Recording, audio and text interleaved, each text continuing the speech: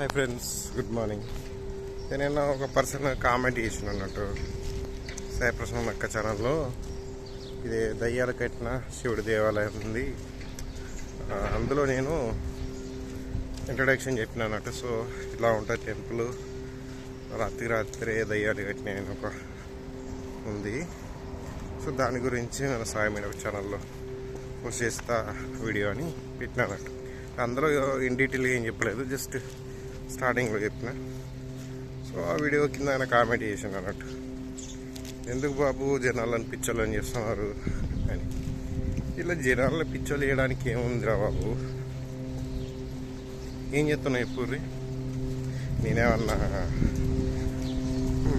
ప్రచారం చేస్తున్నానా, లేకపోతే ఫాల్స్ అని చెప్పి ఫాల్స్ దాన్ని పట్టుకుని క్రియేట్ చేయాలని చెప్పిన దాని గురించి వాళ్ళు అలా అనుకుంటున్నారు. నువ్వు వీడియో మొత్తం చూసి మాట్లాడాలి.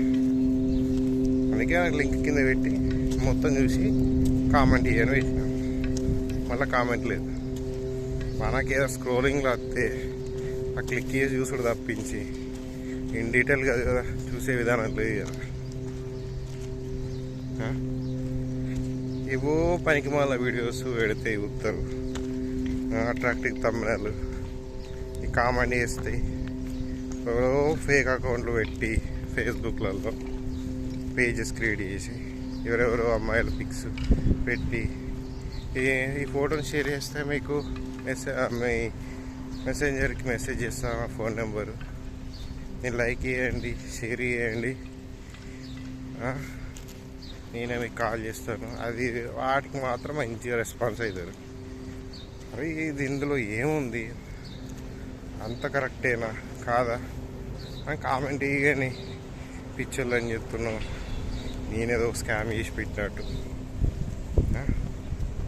ఎన్నో జరుగుతుంటాయి, వాటికి సంబంధించిన వాటిలో చూసి అడగాలి. నేనేదో వాళ్ళని ఏదో జనాల పిచ్చోళ్ళు అని చెప్తున్నాను. నాకున్నారు 10 లక్షల సబ్స్క్రైబర్లు, వాళ్ళ కోసం నేను వాళ్ళని పిచ్చోళ్ళు అని చెప్తున్నా. నాకు ఇచ్చారు మరి, పైసలు ఇచ్చి చేపిస్తారు, జనాలను పిచ్చోళ్ళు వేయర్రి అని. ఒక చరిత్ర తెలుసుకోర్రా బాబు అంటే దాని గురించి చెప్తుంటే ఎవ్వరు నమ్మడు. అదే ఎవడో పనికి మాలోడు చెప్తా మాత్రం ఎగేసుకొని నమ్ముతాడు. అంతే ఉంటుందిలే.